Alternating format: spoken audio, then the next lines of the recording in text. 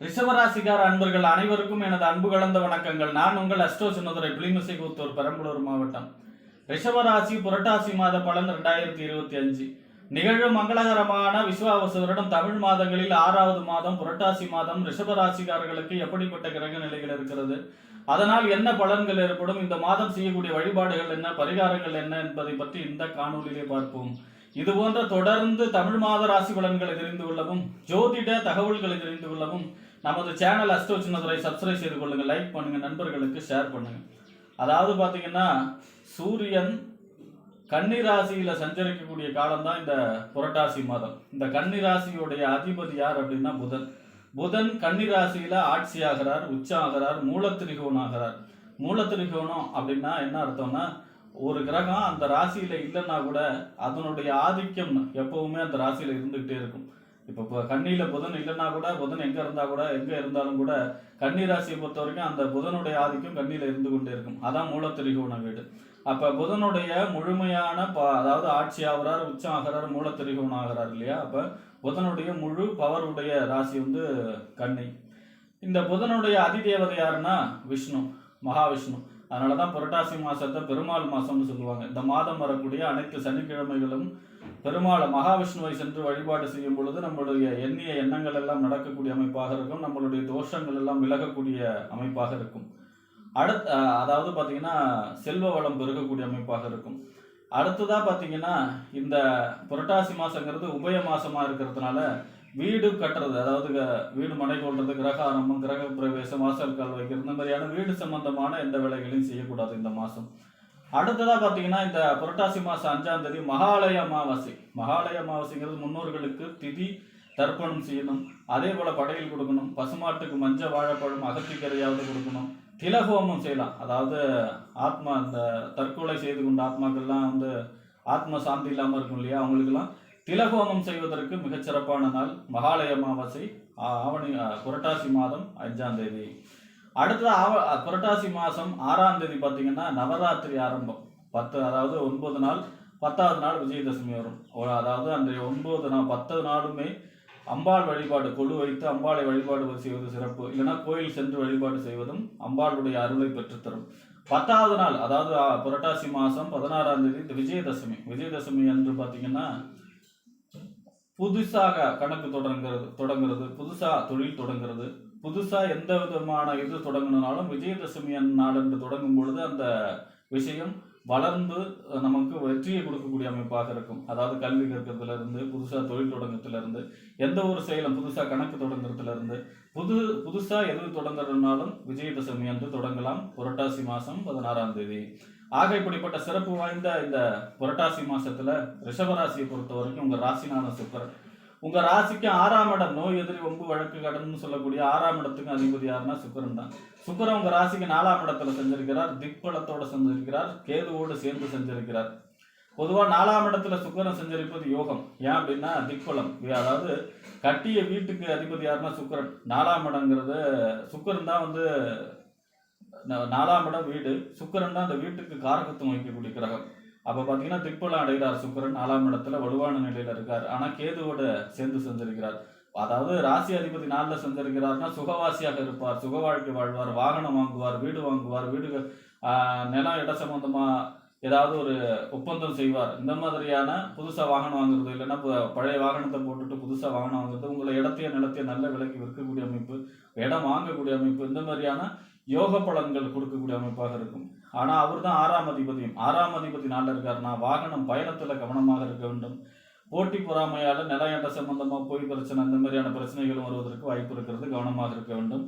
அடுத்ததா பாத்தீங்கன்னா 23ஆம் தேதிக்கு பிறகு உங்க ராசி அதிபதி உங்க ராசிக்கு 5ஆம் இடத்துல நீச்சமாகிறார்.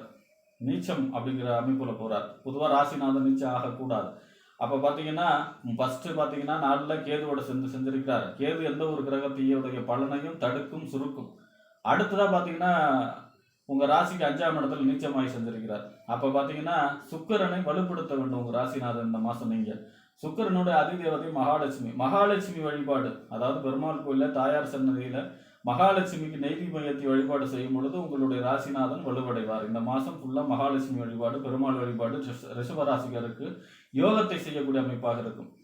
அடுத்ததா பார்த்தீங்கன்னா உங்க ராசிக்கு 2ஆம் இடம் வாக்கு, தனம், குடும்பம், வருமானம் சொல்லக்கூடிய 2ஆம் இடத்திற்கும் 5ஆம் இடம் என்று சொல்லக்கூடிய புத்திரஸ்தானம், புத்தி, சிந்தனை, செயல்திறன், பதவி, விளையாட்டு இதெல்லாம் சொல்லக்கூடிய 5ஆம் இடம். இந்த 2க்கு 5 கூடிய புதன் 5ஆம் இடத்திலேயே ஆட்சி, உச்சம், மூலத்திரிகோணத்தில் சஞ்சரிக்கிறார் 16ஆம் தேதி வரை. இது ஒரு பெரிய யோகம். அதாவது பார்த்தீங்கன்னா 2ஆம் அதிபதி 5ல சஞ்சரிக்கிறதுனா எதிர்பாராத தனவரவு, எதிர்பாராத அதிர்ஷ்டம், எதிர்பாராத நன்மை, இந்த மாதிரியான எதிர்பாராத பொருளாதார சம்பந்தமான வளர்ச்சி இருக்கும். கேட்ட இடத்துல கடன் கிடைக்கும், அல்லது உங்களுடைய நீண்ட நாள் வரக்கூடிய பணம் வந்து சேரக்கூடிய அமைப்பாக இருக்கும். கையிலே பணப்புழக்கம் அதிகமாக இருக்கும். குடும்பத்திலே சுப நிகழ்ச்சிகள் இருக்கும். காதல் ஏற்படும். காதல் கல்யாணத்தில் முடியக்கூடிய அமைப்பாக இருக்கும். திருமண சம்பந்தமான முயற்சிகள் எல்லாம் கைகூடும். அதே போல பார்த்தீங்கன்னா குழந்தை பிறப்பு இருக்கும். ஏன்னா 5ஆம் இடம் புத்திரஸ்தானம், குழந்தை பிறப்பு இருக்கும். மகிழ்ச்சியாக இருக்கும், குடும்பம் மகிழ்ச்சியாக இருக்கும். 16ஆம் தேதி வரை மிக அற்புதமான பலனை தர இருக்கிறார் புதன். அப்போ பார்த்தீங்கன்னா 16ஆம் தேதிக்கு பிறகு உங்கள் ராசிக்கு 6ஆம் இடத்துல மறைகிறார். 6ஆம் இடங்கிறது என்ன? நோய், எதிரி, ஒம்பு, வழக்கு, கடன் ஸ்தானம். 6ஆம் இடங்கிறது உத்தியோகஸ்தானம். 6ஆம் இடம். இப்போ 6ஆம் இடத்துல மறையும் பொழுது அப்போ தான் இந்த மாதம் ஃபுல்லாகவே பெருமாள் வழிபாடு தானே. அப்போ இந்த மாதம் ஃபுல்லாக பெருமாள் வழிபாடு செய்யும் பொழுது அந்த தோஷமும் அதில் அடிபட்டு போகும். அப்போ இருந்தாலும் பார்த்தீங்கன்னா இந்த 16ஆம் தேதிக்கு அப்புறம் குடும்பத்தில் உள்ளவரிடம் வாக்குவாதத்தை தவிர்ப்பது சிறப்பாக இருக்கும். பிள்ளைகளிடம் அல்லது வீட்டில் வயதானவங்கள்ட்டையும் வாக்குவாதத்தை தவிர்க்க வேண்டும். 16ஆம் தேதிக்கு பிறகு 16ஆம் தேதி வரைக்கும் பெரிய யோகம் இருக்கிறது. எதிர்பாராத பொருளாதார சம்பந்தமான வளர்ச்சி இருக்கிறது. அடுத்ததாக பார்த்தீங்கன்னா உங்கள் ராசிக்கு 7ஆம் இடத்திற்கும் 12ஆம் இடத்திற்கும் அதிபதி செவ்வாய். உங்கள் ராசிக்கு 7ஆம் இடங்கிறது கணவன் அல்லது மனைவி ஸ்தானம், நண்பர்கள், கூட்டுத்தொழில், சமூகம், வாடிக்கையாளர்களை சொல்லக்கூடிய இடம். 12ஆம் இடம் என்பது விரயஸ்தானம், அயன சயன போகஸ்தானம்னு சொல்லக்கூடிய விரயஸ்தானம். இந்த 7க்கும் 12க்கும் கூடிய செவ்வாய் உங்கள் ராசிக்கு 6ஆம் இடத்துல சஞ்சரிக்கிறார். 6ஆம் இடங்கிறது என்ன? நோய், எதிரி, ஒம்பு, வழக்கு, கடன் சொல்லக்கூடிய ஸ்தானம். உத்தியோகஸ்தானம், உத்தியோக கிரகம் வந்து செவ்வாய். உத்தியோகஸ்தானம் 6ஆம் இடம். அப்போ உத்தியோகம் கிடைக்கக்கூடிய அமைப்பு, பதவி உயர்வு கிடைக்கக்கூடிய அமைப்பு, இந்த மாதிரி உத்தியோகம் சம்பந்தமான நன்மைகள் ஏற்படக்கூடிய அமைப்பு, அரசியல் சம்பந்தமாக வெற்றி பெறக்கூடிய அமைப்பு, எதிரியை ஜெயிக்கக்கூடிய அமைப்பு என செவ்வாய் 6ல் இருக்கிறது. 12ஆம் இடத்து அதிபதி அவர் தானே. ஒரு மறைவு ஸ்தானாதிபதி மற்றொரு மறைவு ஸ்தானத்தில் இருந்தால் அதுக்கு பேர் என்னன்னா விபரீத ராஜயோகம். கெட்டவன் கிட்டிடும் ராஜயோகம். எதிர்பாராத நன்மை, எதிர்பாராத அதிர்ஷ்டம் கொடுக்கக்கூடிய அமைப்பாக இருக்கும். ஆனால் 7ஆம் இடத்து அதிபதியும் அவர் தான். 7ஆம் இடத்து அதிபதி 6ல் மறைகிறார். நண்பர்களிடம் வாக்குவாதத்தை தவிர்க்க வேண்டும். அதே போல வாழ்க்கை துணையிடமும் வாக்குவாதத்தை அல்லது ஒரு சுமூகமான நிலையை கடைபிடிக்க வேண்டும். அதே போல பார்த்தீங்கன்னா கூட்டு தொழிலில் கொஞ்சம் கவனமாக இருக்க வேண்டும். பார்ட்னரை நம்புறதுல கொஞ்சம் கவனமாக இருக்கணும். அதே போல் பார்த்தீங்கன்னா சமூகத்தில் இந்த தேவையில்லாத சோசியல் மீடியாவில் மெசேஜ் போஸ்ட் போடுறது இந்த மாதிரியான வேலைகளை செய்யக்கூடாது. ஆக பார்த்தீங்கன்னா செவ்வாயும் உங்களுக்கு அனுகூலமான பலன்களை, எதிரி ஜெயிக்கக்கூடிய பலனில், உத்தியோகம் கிடைக்கக்கூடிய அமைப்பில், பதவி உயர்வு கிடைக்கக்கூடிய அமைப்பில் தான் இருக்காது. அப்போ ஒரு வகையில் நன்மை தான்.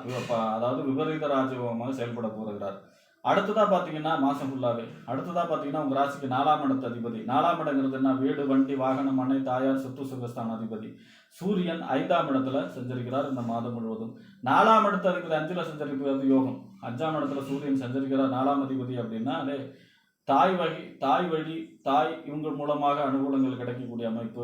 அதே போல் பார்த்தீங்கன்னா வீடு, நிலம் வாங்கக்கூடிய அமைப்பு, காதல் ஏற்படக்கூடிய அமைப்பு. அதே போல் பார்த்தீங்கன்னா திருமண சம்பந்தமான முயற்சிகள் கைகூடும். குழந்தை பிறப்பு, கரு உண்டாகக்கூடிய அமைப்பு.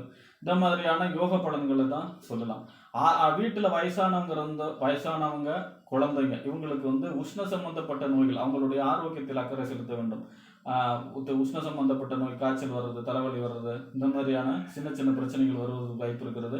அவங்களுடைய ஆரோக்கியத்தில் மட்டும், அதாவது வீட்டில் வயசானவங்களுக்கும் குழந்தைங்களுக்கும் ஆரோக்கியத்துக்கு கொஞ்சம் முக்கியத்துவம் கொடுக்கும் பொழுது சிறப்பாக இருக்கும்.